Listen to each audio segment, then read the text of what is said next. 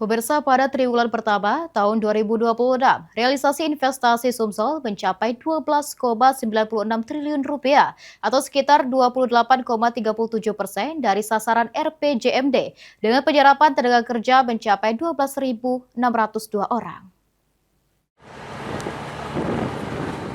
Realisasi investasi di Sumatera Selatan pada triwulan pertama tahun 2026 mencapai 12,96 triliun rupiah atau sekitar 28,37% dari sasaran RPJMD dengan realisasi penanaman modal dalam negeri 10,43 triliun, sementara penanaman modal asing baru mencapai 2,54 triliun rupiah.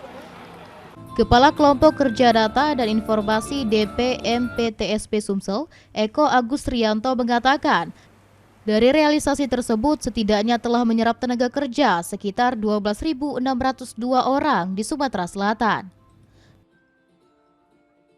Kalau serapan tenaga kerja dari tabel yang kita siapkan total itu ada 12.602 orang.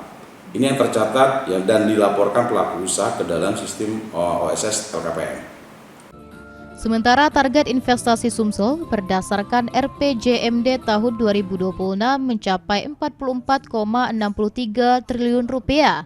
Adapun target dari BKPM atau Kementerian Investasi dan Hilirisasi sebesar 73,70 triliun rupiah. Eki Saputra, PAL TV.